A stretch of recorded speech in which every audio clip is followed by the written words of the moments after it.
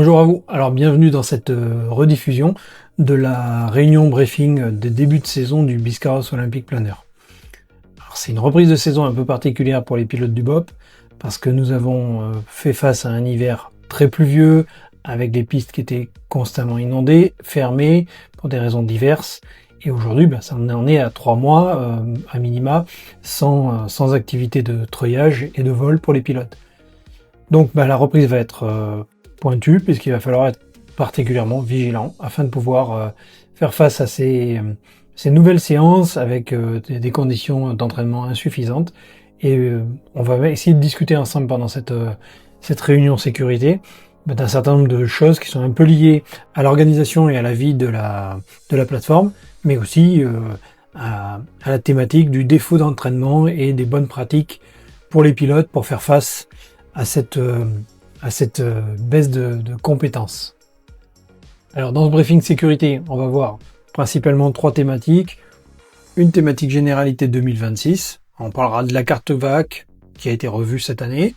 On va aussi parler de la coactivité sur le terrain, qui est quand même une thématique récurrente pour nous, puisqu'en fait sur le terrain de Biscarrosse, même si l'activité générale n'est pas très importante le week-end, on a quand même une certaine diversité d'acteurs.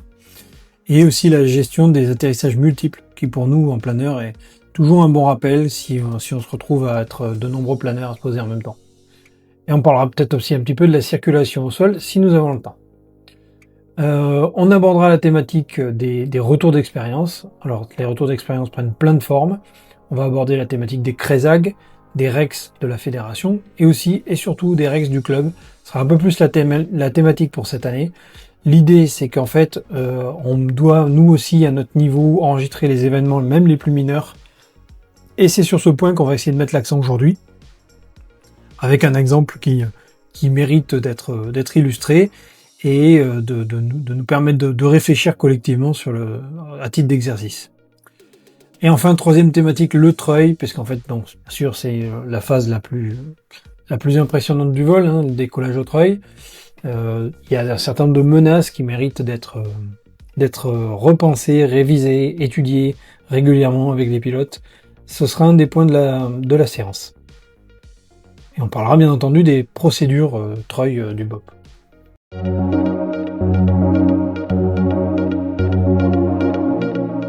Alors dans les généralités, on va d'abord aborder tout ce qui concerne les circuits de piste. Il y a pas mal de choses à réviser, des choses que les pilotes du BOP savent par expérience, mais qui n'ont pas forcément fait l'objet de briefings spécifiques. Donc on vous propose ici d'y revenir plus en détail et donc de faire une petite promenade dans les activités des autres clubs et des autres pratiquants.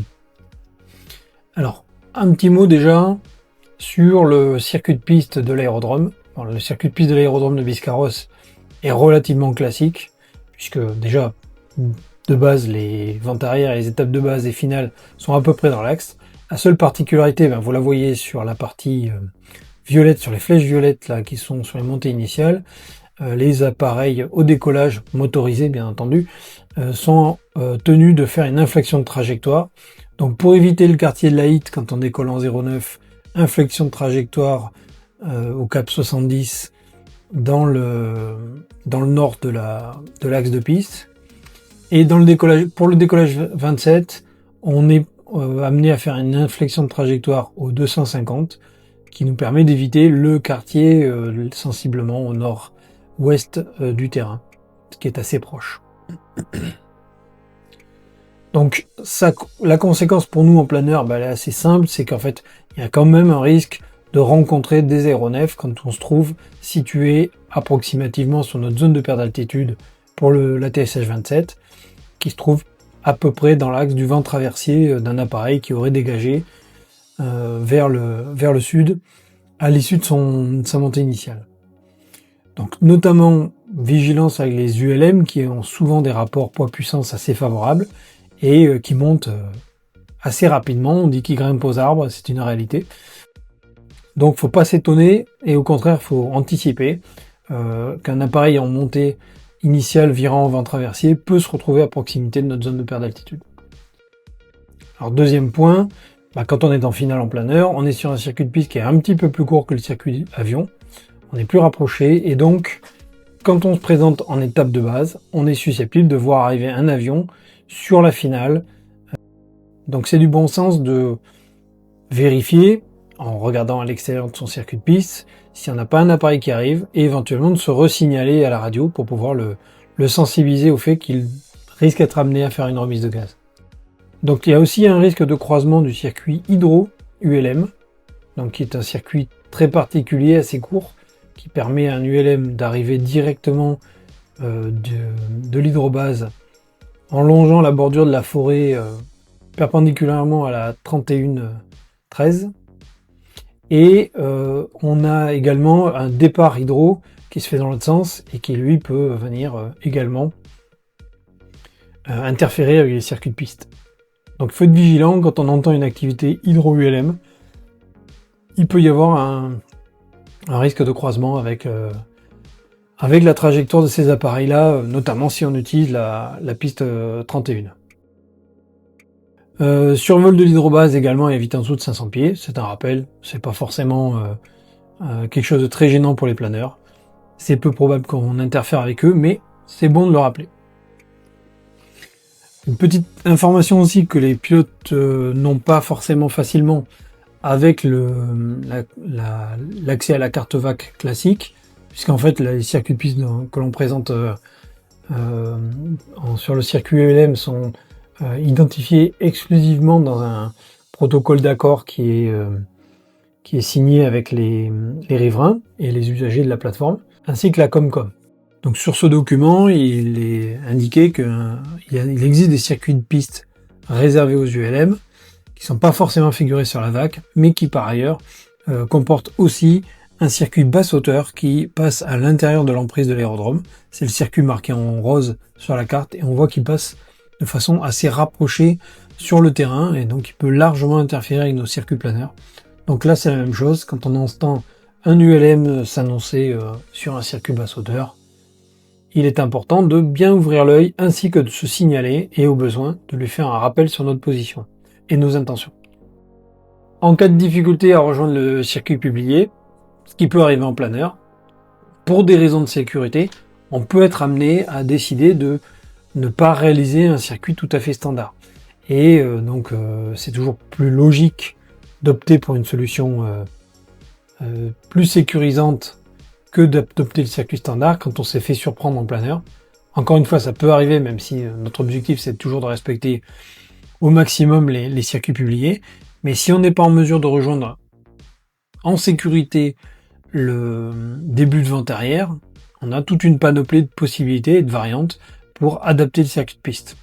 Donc première option, tout simplement choisir de rejoindre le circuit de piste à une étape intermédiaire. Ça peut être la fin de branche vente arrière, ça peut être l'étape de base, directe, ou on peut appeler ça aussi une semi-directe, ainsi que la finale directe. On arrive directement en se positionnant en ligne droite finale dans l'axe de la piste. C'est souvent le circuit le plus court et le plus sécurisant du fait. Alors il y a d'autres possibilités, c'est tout simplement d'utiliser la piste 31. Alors j'en profite pour préciser que la piste 31 désormais remplace la piste 32, c'est la même piste mais elle a changé de numérotation, simplement parce que la déclinaison magnétique a évolué sur la carte VAC, c'est indiqué, vous pourrez le consulter tout en haut du cartouche de la carte VAC. Vous avez la variation en anglais, VAR, qui a évolué, et donc la déclinaison magnétique ayant changé, le numéro de piste de la 1432 est devenu 1331. Bon, cela étant passant, donc on peut toujours utiliser la 31. C'est une piste de secours très adaptée pour nous en planeur, parce qu'elle permet de notamment se poser avec le vent dans l'axe par forte brise de mer. Quand la brise de mer se lève assez puissamment pendant l'été ou au printemps, eh bien en fait, on la voit s'établir souvent sur un axe nord-ouest, et c'est parfaitement indiqué d'utiliser la 31 dans ce cas-là.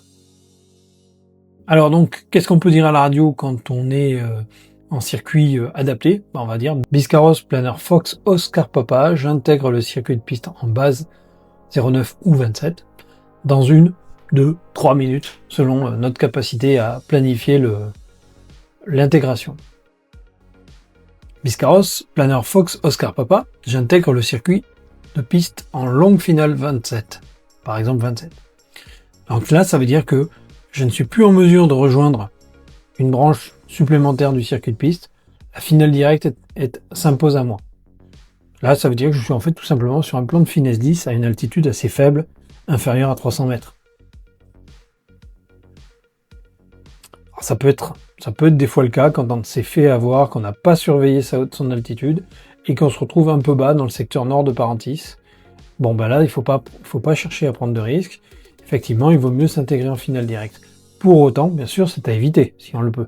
Et c'est la norme que de rejoindre la vente arrière à 300 mètres. Mais il ne faut pas faire preuve de fierté mal placée. Si on n'est pas en capacité de le faire, on s'annonce à la radio, en finale directe, et surtout on continue de veiller la fréquence pour faire des compléments d'information aux autres aéronefs qui seraient peut-être déjà dans le circuit et à qui vous allez demander de vous laisser une certaine priorité. Après, vous avez le cas de figure Biscarrosse Planner Fox Oscar Papa en vente arrière 09 par le nord dans 1 minute. Qu'est-ce que ça veut dire? Ça veut dire que là, dans ce cas-là, vous êtes fait avoir également. Vous estimez que si vous faites votre traversée par la verticale terrain en direction de la vente arrière qui est au sud, bien, vous risquez de vous retrouver à une altitude un peu basse et il est plus sécurisant d'opter pour un circuit de piste main droite en 27 ou main gauche en 09, ce qui implique que vous allez faire votre tour de piste au nord de la piste. Attention, quand on fait cette manœuvre-là, la difficulté c'est que pour la piste 09 ou pour la piste 27, quand vous arrivez du nord, vous allez traverser d'abord l'axe de la piste en dur pour rejoindre la piste en herbe. Donc, quand vous opérez ainsi, vous risquez de rencontrer un avion qui lui serait peut-être déjà établi en finale sur la 09. Alors, il n'est pas prioritaire sur vous parce qu'il est le plus manœuvrant et qu'il a tout simplement la capacité de remettre les gaz. Mais là, si vous voulez que ça se passe bien en termes de relation entre les activités, et aussi a fortiori en termes de sécurité, il va vraiment falloir faire de l'information, ouvrir les oreilles, mémoriser l'immatriculation de l'avion qui se présente en finale, pour pouvoir ensuite l'informer directement en l'appelant par son immatriculation. Ça permettra de faciliter son interprétation de la situation. Voilà, bon ça c'était pour les circuits de piste adaptés, donc vous voyez que ça peut arriver qu'en plein air on ait ce besoin. Encore une fois, il faut l'user avec modération, et si vous faites ça chaque week-end, on finira par vous tirer les oreilles. Dégagement de piste. Donc ça, c'est quand même quelque chose d'assez important sur notre terrain. Il faut voir, en fait, sur ce schéma, vous pouvez observer donc l'axe de la piste en dur, 27, ici, en l'occurrence, et vous voyez qu'il y a une flèche rouge qui donne un espacement latéral qui va jusqu'à une ligne jaune sur le taxiway. La ligne jaune, c'est le point d'attente. C'est la limite au-delà de laquelle doivent s'arrêter les avions qui dégagent la piste quand ils viennent de se poser. Et c'est l'endroit où doivent s'arrêter les avions en attente de décollage pour ne pas déranger ou engager la piste 27, qui peut être au même moment utilisée par un appareil à l'atterrissage.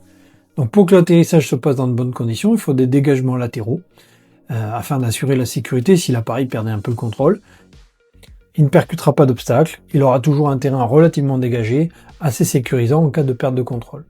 Donc c'est un avantage important des plateformes préparées comme les aérodromes, ouverts à la CAP. Par contre, effectivement, ça implique des règles, notamment pour nous en plein air. Vous constatez que la piste qu'on utilise en plein air pour l'atterrissage, c'est la 27, elle n'est pas tout à fait collée à la 27 dure, mais la 27 herbe se trouve très proche de la 27 dure. Si vous reportez la flèche rouge vers le bas en partant de l'axe central de la 27 dure, vous voyez qu'on va jusqu'à la limite pointillée rouge sur mon dessin. En gros, les 2/3 de la piste en herbe en largeur sont dans la zone de dégagement de la piste en dur.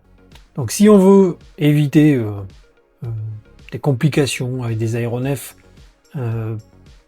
raisonnablement prudents qui décident de ne pas décoller parce qu'un planeur est immobilisé sur la piste en herbe, vous ne pourrez pas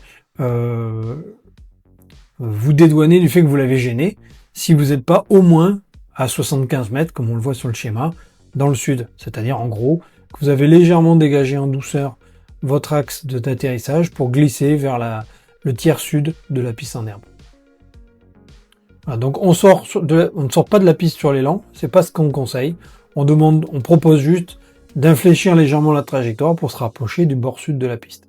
cherche pas à sortir de l'emprise de la piste, puisqu'on ne gêne plus les atterrissages sur la piste en dur. Et on conseille bien sûr que la voiture ne rentre pas sur la piste. C'est beaucoup plus simple de faire la manœuvre rapidement du planeur, et ensuite de le rapprocher du bord de la piste une fois qu'on a mis la roulette de queue, et de dégager tranquillement par le bord de piste. Ici, un petit mot sur les cas d'atterrissage multiples. Donc la règle d'or, quand on est confronté à une situation où, par exemple, un orage oblige tout le monde à se poser dans un temps très raccourci, sur rappel par exemple du starter qui dit à tout le monde atterrissage obligatoire, merci de rentrer immédiatement au terrain. Vous voyez qu'en fait, mathématiquement, on doit pouvoir poser plus de planeurs sur notre piste que nous n'avons de planeurs dans le parc du club. Donc même dans le cas de figure où on aurait un rassemblement avec des invités, on est capable de stocker jusqu'à 7 planeurs rapidement, et après une fois qu'on en a dégagé, on peut en reposer. Donc l'idée c'est quoi? C'est que le planeur qui arrive le premier sur une piste se pose court. Le planeur suivant arrive et vise comme point d'aboutissement le planeur qui s'est posé court, et va donc faire son posé un petit peu plus loin que le planeur posé court. Puis le planeur suivant va se poser un petit peu plus long. Vous voyez, sur la 27, on peut en poser jusqu'à 4. Si on compte une longueur d'atterrissage à peu près normale entre le point d'aboutissement et la fin du roulage, on va compter 250 mètres pour le niveau brevet de pilote de planeur, hein, SPL. Donc, on rentre jusqu'à 5 fois 250 mètres. Alors le dernier va être un petit peu effrayé parce qu'il va faire son atterrissage au plus court, donc on va pas le compter. Donc au moins 4 fois sur la piste 0927 et au moins 2 fois sur la 1432. Voilà, et ensuite bien sûr, rappelons qu'on a le droit de se poser sur la piste en dur. C'est quand même beaucoup moins pratique pour nous de libérer la piste en dur rapidement, avec ça oblige la voiture de piste à rouler sur la piste en herbe, rejoindre la piste en dur, accrocher le planeur et rapidement dégager tout ça. Sachant qu'il n'y a que 3 taxiways pour sortir, le plus simple c'est quand même de dégager du côté de la piste en herbe.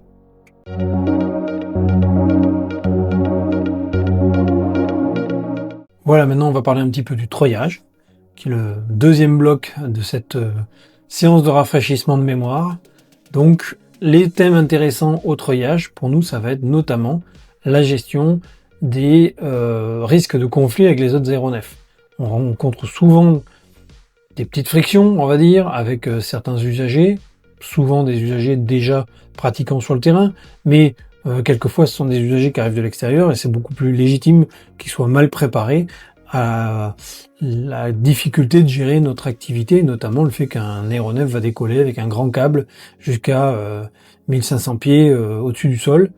C'est quand même quelque chose de pas très naturel pour la plupart des pilotes. Rappelons qu'il n'y a qu'une cinquantaine d'aérodromes où on pratique le treuil, et il y a quand même au moins 300 aérodromes en France, donc il y a beaucoup de gens qui n'y connaissent rien et qui sont très effrayés. Donc, petite précision concernant les circuits d'arrivée. Un avion, classiquement dans la région, va arriver soit du circuit de cheminement Oscar, c'est-à-dire par l'ouest, c'est-à-dire en fait par le trait de côte, par le nord, soit il va arriver Echo, donc là il arrivera sensiblement par l'est pour nous, soit il arrive plutôt par le sud, ce qui arrive régulièrement. Dans tous les cas, ils auront tendance à vouloir procéder par une verticale terrain. C'est normal, un pilote d'avion qui arrive sur un terrain doit le reconnaître avant de se poser. Parce que comme c'est un terrain non contrôlé, il a besoin de récupérer l'information de l'orientation du vent. Et ça, il ne peut le faire qu'en allant observer la manche sur le terrain. Et que l'on peut ainsi choisir le circuit de piste que l'on va appliquer. Donc logiquement, un avion qui arrive par exemple par Oscar 2, ce qui est le plus fréquent pour nous le week-end, puisqu'en fait l'activité principale le week-end, ce sont des avions qui vont aller faire des tours sur le bassin ou sur le trait de côte. Donc ils vont arriver par Oscar 2, c'est-à-dire le circuit de cheminement ouest, VFR ouest, puis il va rejoindre Oscar Sierra, puis il va revenir sur la verticale du terrain. C'est le cheminement standard. Il faut que nous on le sache, parce que comme ça on peut se dire que s'il est Oscar 2, il est à 3 minutes de Oscar Sierra. S'il est Oscar Sierra, il a 2 minutes de la verticale terrain, à peu près à une vitesse de 180 km à l'heure, c'est-à-dire une centaine de nœuds pour classique pour par exemple un DR400 standard. Donc ça veut dire que si on entend un appareil à Oscar 2, Il faut qu'on soit vraiment déjà pratiquement prêt pour décider d'engager la treuille. Sinon, il vaut mieux se dire qu'on va passer plutôt après son passage. Si on entend un aéronef qui est à Oscar Sierra, on peut se dire qu'il est probablement à 2 minutes, voire moins, du terrain, et que donc il va falloir envisager de ne pas lancer la treuillée et de s'assurer de les franchir la verticale. Alors nous, revenons-en à la gestion des coactivités treuillage. Disons-nous que rien ne presse un décollage. Il en va différemment quand on est dans l'avion. Alors, on arrive à la verticale dans un environnement inconnu, sur un terrain peu familier. Eh bien en fait, il faut se considérer que la personne est en situation de stress, de tension ou de relative incompétence parce qu'elle est en découverte. Donc c'est à nous qui sommes chez nous d'être vigilants et d'être courtois, indulgents, d'informer l'appareil et de se rappeler que notre décollage au treuil, bien qu'étant une manœuvre complexe, n'a rien de prioritaire sur un appareil qui passe vertical. En passant vertical, il prépare son atterrissage, l'atterrissage prime sur le décollage. Donc on attend, on est patient et on est poli. L'annonce 1 minute avant la treuillée, c'est un message préalable à la treuillée. C'est une information qui est là pour renseigner les pilotes sur le terrain qu'il va se passer un événement quand même techniquement pointu qui est la treuillée. C'est impératif de respecter tant que faire se peut la notion de minute. C'est-à-dire que tant qu'on n'a pas atteint 1 minute, si on a annoncé qu'on décolle dans 1 minute, il faut essayer de patienter, puis on en profite de toute façon pour faire cette checklist.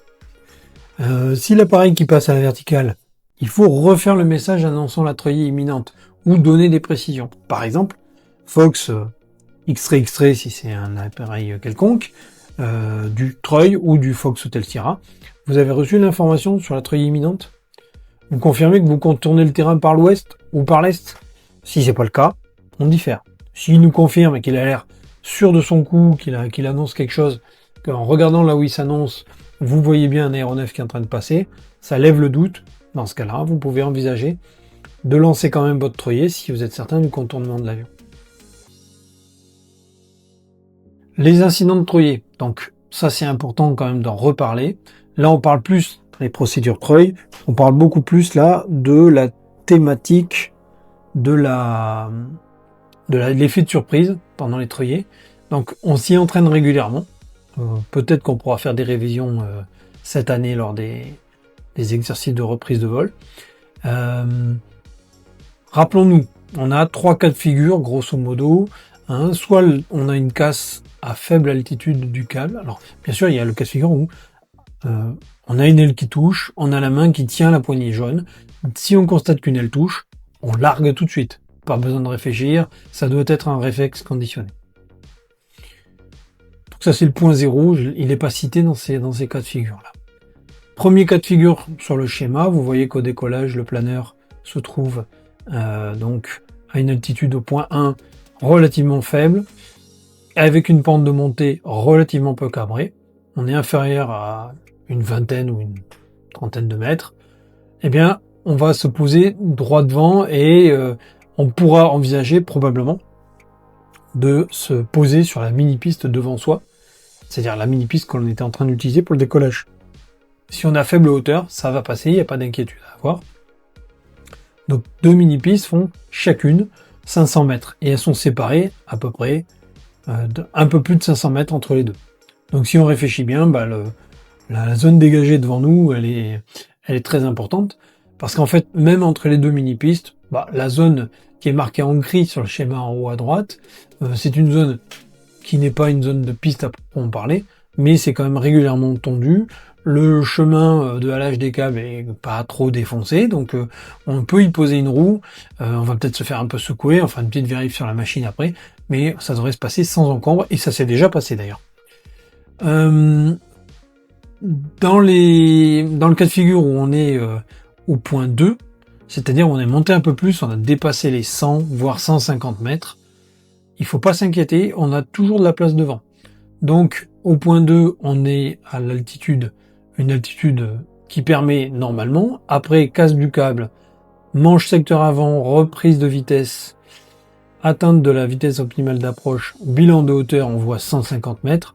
avec 150 mètres en sortie de treuillet, en général, on n'a pas mangé plus que la moitié de la piste, et donc on a la possibilité, sans trop de difficultés, au prix d'un petit rattrapage de plan, mais pas forcément très intense, de finir et de se poser sur la mini-piste de l'autre côté de la piste. Donc la deuxième mini-piste, celle qui est plus loin par rapport à nous, celle sur laquelle se trouve le treuil. Donc, encore une fois, pas d'inquiétude. Alors nous, c'est une particularité du club à Biscarrosse, c'est que par rapport à la plupart des terrains où se pratique le treuil, notre câble est très long, et avec un câble de 1700 mètres déroulé, on est en fait encore très loin du treuil quand on passe les 150 mètres. Donc en fait, on a de la place devant nous. C'est pour ça qu'en fait, notre chiffre à nous, c'est 150 mètres la limite. Et encore, on n'a pas fait de calcul, peut-être qu'on pourrait dire 170, pour tout dire.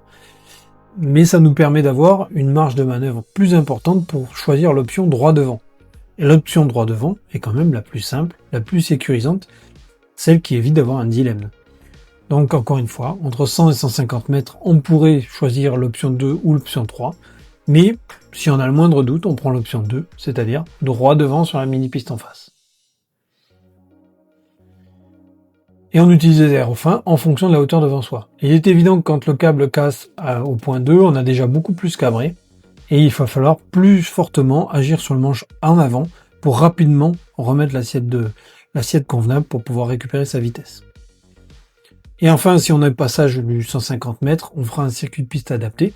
Alors là, je précise quand même une chose, le circuit de piste adapté n'a pas pour but de se reposer à la hauteur du starter. Circuit de piste adapté, ça veut dire que l'on essaye de se poser sur la piste. Tout simplement. Donc, on a choisi de revenir en arrière pour pouvoir avoir la piste la plus longue possible pour se poser ensuite. Mais si on prend un point d'aboutissement qui se trouve vers le milieu de la piste et que finalement on se retrouve un peu loin du starter, c'est pas grave. C'est pas un concours de précision quand on est face à une casse, c'est un concours de calme, de réalisme et de bon sens. Donc le point d'aboutissement importe peu du moment qu'il aboutit sur la piste.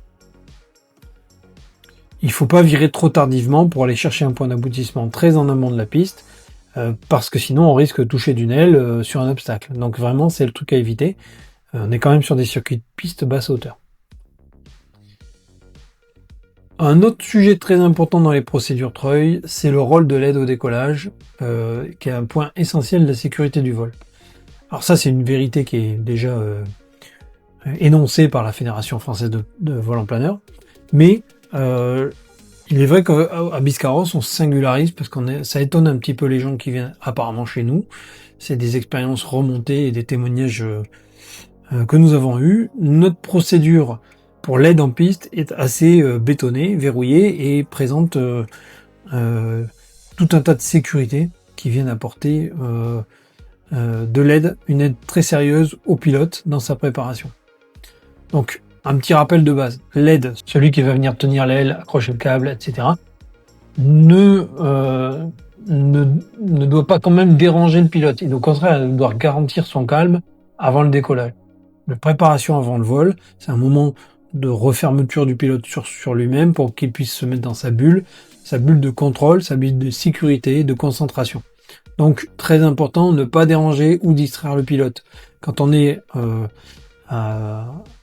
au niveau du parachute et que l'on doit attendre que le pilote nous fasse signe pour accrocher le mousqueton sur le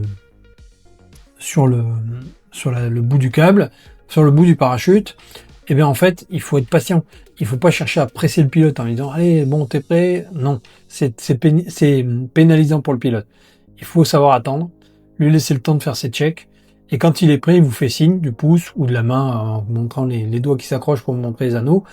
Ça veut dire tu peux m'accrocher. Une fois qu'il vous a fait ce signe-là, c'est qu'il est à votre disposition. D'accord? Il est très important aussi de s'assurer qu'on a bien écarté le câble non utilisé côté sud. Et notre convention, c'est qu'on part toujours sur le câble nord et on écarte le câble inutilisé au sud. Donc de base, câble nord, et le sud s'appellera toujours restant, quel que soit le sens de piste. Le parachute ne doit pas être entortillé, il faut faire attention, il faut surveiller ça, il faut un peu le démêler, donc on a des vérifications à faire. Et l'essai de largage au premier vol doit être fait, il ne faut pas l'oublier, ça fait partie des essais de largage, c'est-à-dire essai arrière, essai avant, et contrôle de liberté de l'anneau dans le crochet après l'accrochage final.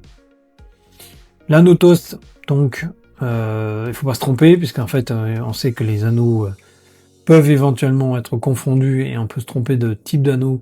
Donc c'est toujours le petit anneau dans nos crochets, on n'a pas de variante avec ça, donc nous c'est toujours le petit anneau.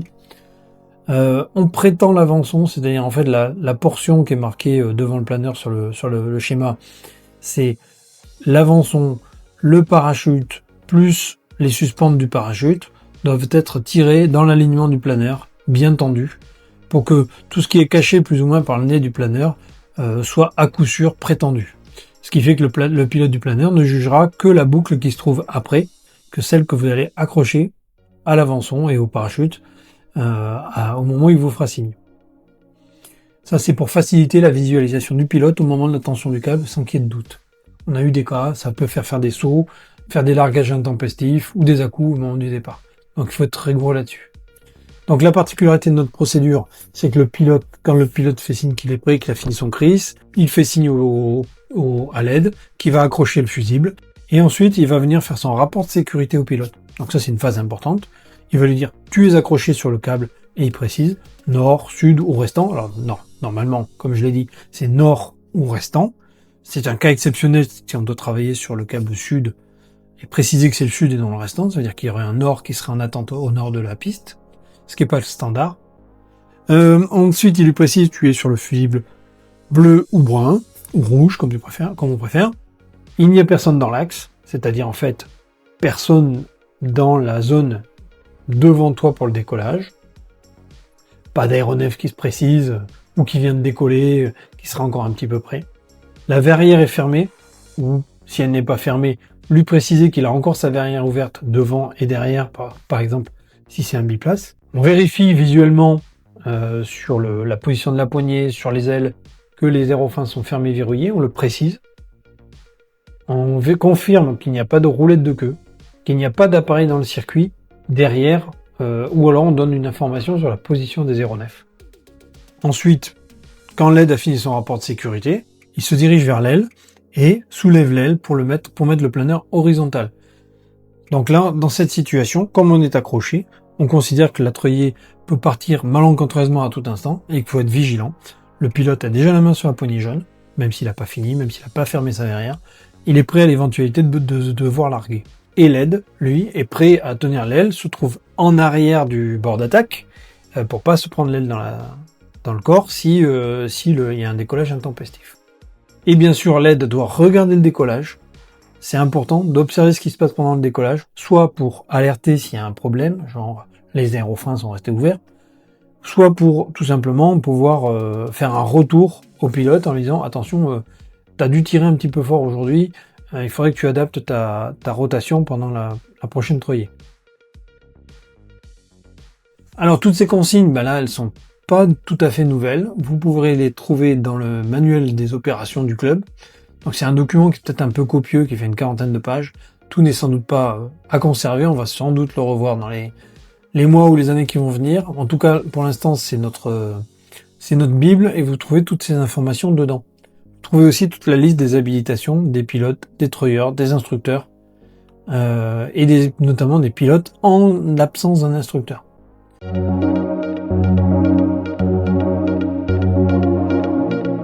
Donc là, on va parler maintenant de la thématique des retours d'expérience. Donc ça, c'est assez important.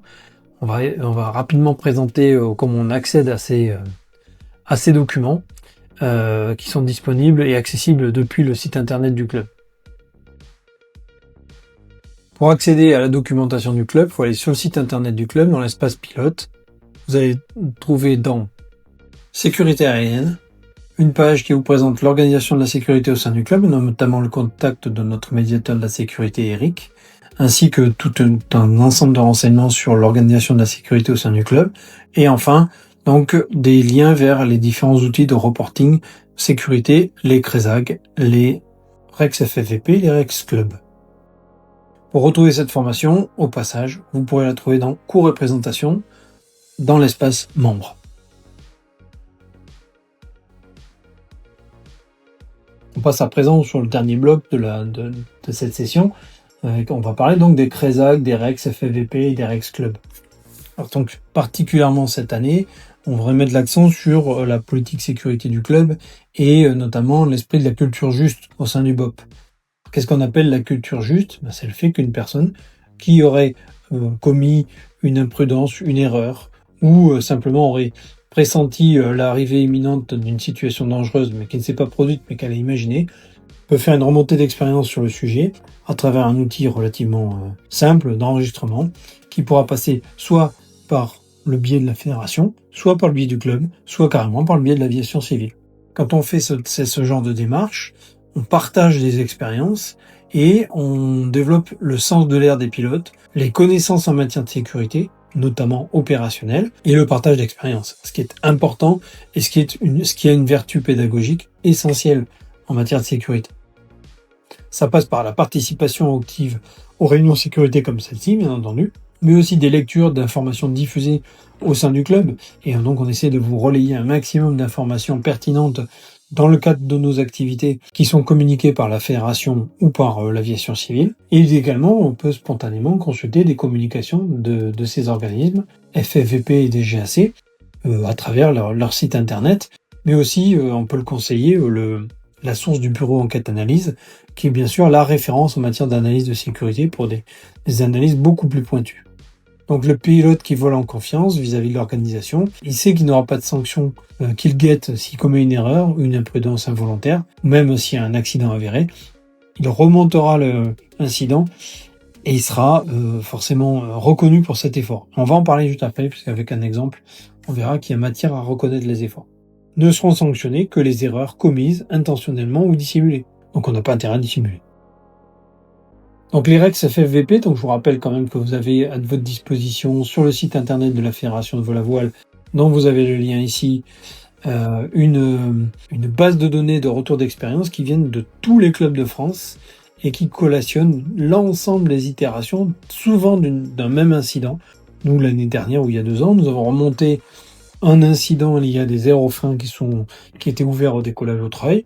Et bien, si vous allez sur le site de la FFVP, vous verrez qu'il n'y en avait pas qu'un, c'était pas que celui du BOP, c'est aussi celui de nombreux autres clubs qui ont vécu cette situation. Donc il faut la partager, parce qu'en plus d'enregistrer notre expérience et notre analyse de la situation, on constate qu'on peut faire des statistiques et donc du coup cibler des axes de communication de la fédération.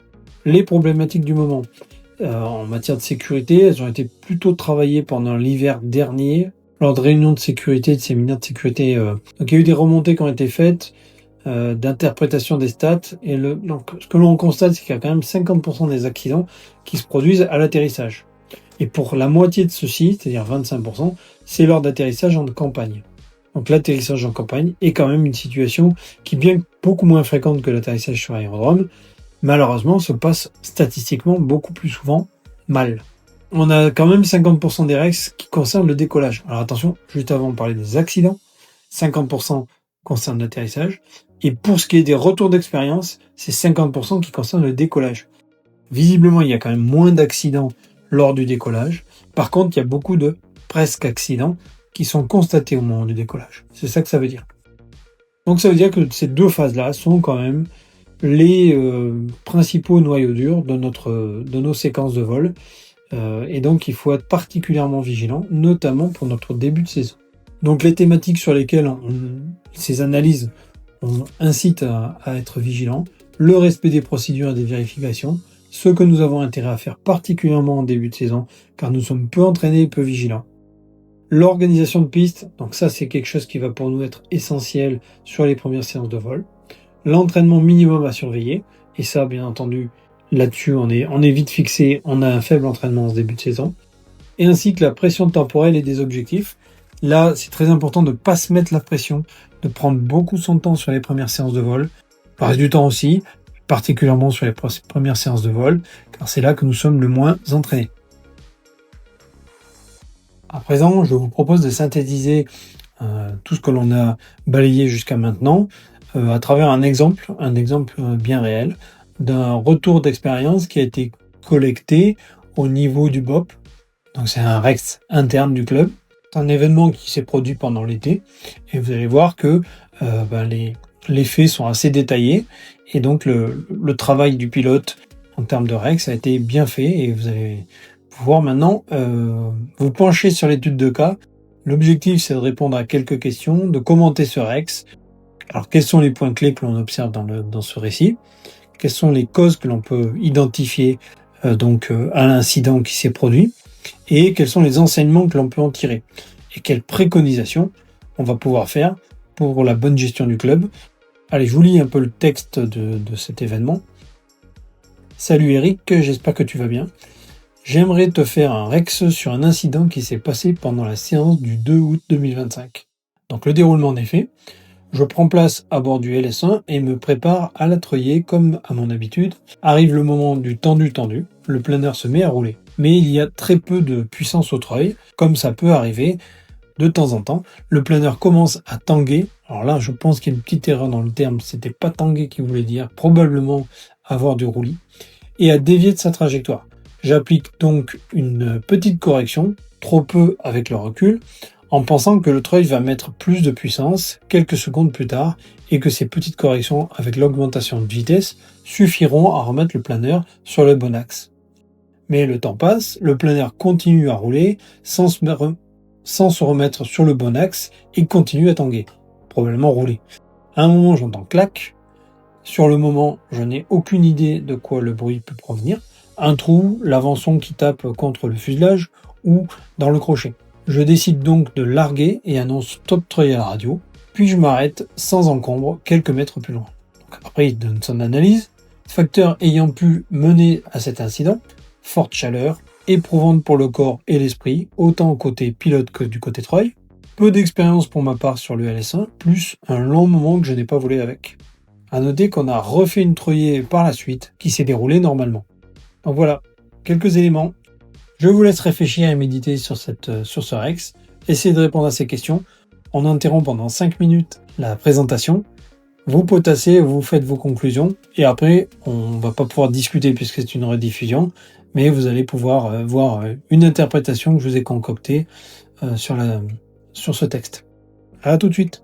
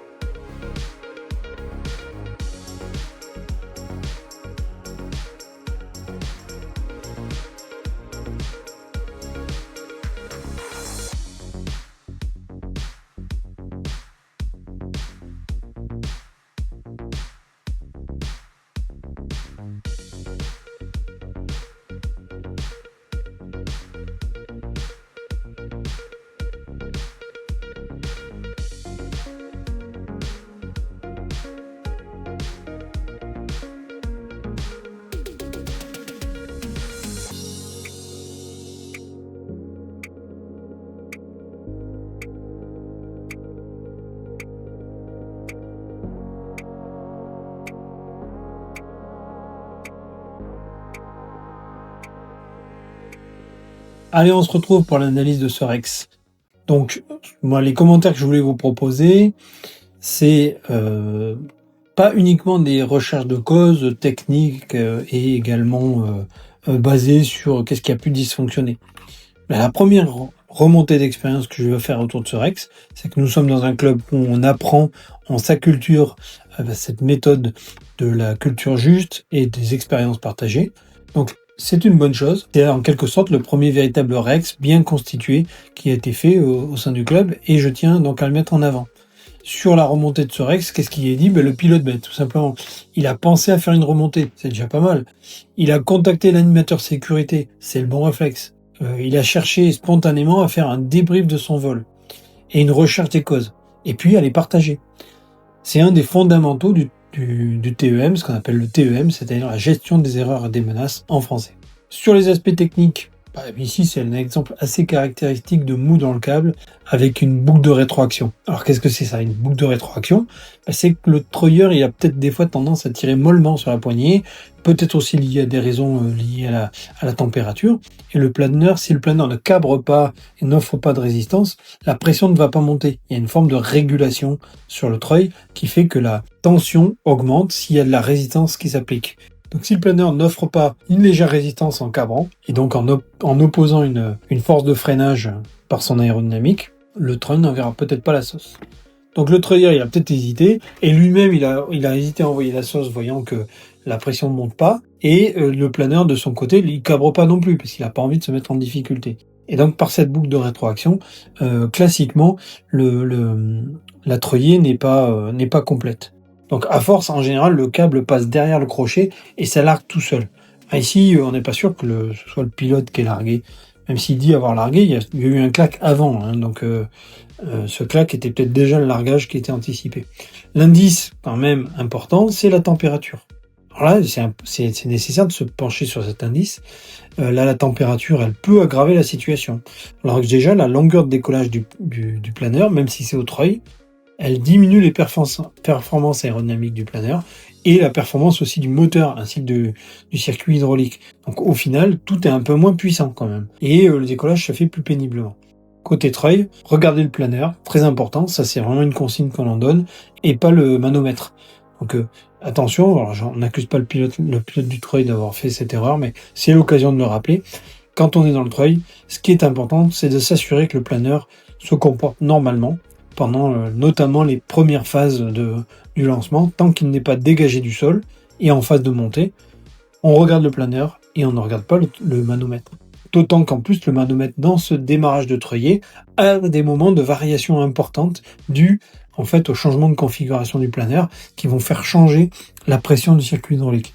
Donc si on se fie à ça, on fait des erreurs, c'est déjà arrivé. Concernant l'analyse de ce cas, on peut voir aussi des enseignements sur la gestion des erreurs et des menaces, le TEM. Le pilote, il a conscience des facteurs défavorables. Il manque d'expérience sur la machine, il s'en rend compte. Il manque d'entraînement, il s'en rend compte. La température défavorable, il s'en est rendu compte après. Mais il l'a compris, c'est déjà pas mal.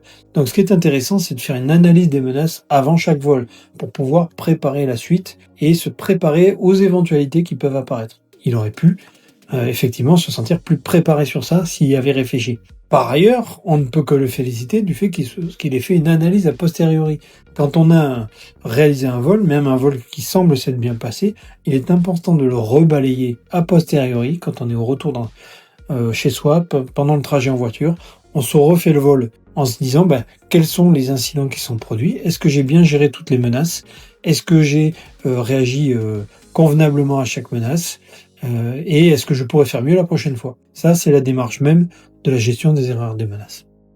Voilà pour l'étude de ce cas. Il y a peut-être encore beaucoup de choses à dire, mais on va peut-être pas non plus trop s'attarder. Le message important ici, c'est de se dire, on a un pilote qui a fait un Rex, prenez exemple sur lui, essayez pendant votre saison. Quand vous revenez de votre séance de vol, vous n'avez peut-être pas pensé qu'en fait un événement s'est produit, vous l'avez géré, il aurait mérité d'être cumulé dans notre base de données de Rex et de nos expériences. Donc, a posteriori, vous pouvez établir des Rex. Et pour conclure, on terminera sur le baromètre d'entraînement. Comme on en parle souvent en début d'année, mais là, vraiment, ça vaut le coup d'insister. Le baromètre d'entraînement, c'est quelque chose qui avait été mis en place à l'époque du Covid, quand les pilotes avaient peu d'entraînement, puisque les vols étaient interdits, et qu'on a dû reprendre l'activité sans être en capacité de faire respecter à la totalité de la population qui n'avait pas volé les règles d'entraînement minimum. Donc il y avait une espèce de dérogation accordée par l'aviation civile, et ils avaient mis en place ce dispositif qui est très bien fait. Vous avez 2 baromètres, un à gauche et un à droite, un qui concerne les heures de vol, l'autre le nombre de vols. Vous mesurez par exemple, vous êtes sur cet exemple-là, le pilote a 25 heures de vol l'année dernière, donc dans les 12 derniers mois, mettons. Par contre, on se rend compte qu'il a très peu de vols, il a moins de 15 vols. C'est-à-dire qu'il a fait plutôt des vols longs et peu de décollage. Et dans les derniers mois, il n'a pas du tout d'entraînement récent. Il est peu entraîné, donc si vous faites le trait entre les deux, en réalité, il n'est pas du tout dans le vert comme lui indiquerait ses heures de vol. Il est tout simplement dans le jaune parce qu'il est à un niveau qui n'est pas aussi bon que celui qu'il pense. Donc là, on préconise un réentraînement. Sans objectif, par exemple, c'est-à-dire s'il y a des cumulus, il commence par faire un tour de piste. Ensuite, s'il a un entraînement qui est très faible, on conseille de vite faire le point avec un instructeur et éventuellement de faire un ou deux vols de rentraînement, c'est bien vu. Voilà, donc attention, utilisez le baromètre, n'hésitez pas, mesurez votre propre entraînement et faites-vous une autocritique. C'est déjà le premier grand pas qu'on peut faire vers notre sécurité. Nous ne faisons jamais de vol exempt d'erreur. Donc, il y a toujours une matière à faire un retour d'expérience et il y a toujours matière à se remettre en cause. C'est la conclusion. Merci de votre attention. Et puis, bien entendu, bonne saison de vol au BOP. À très vite.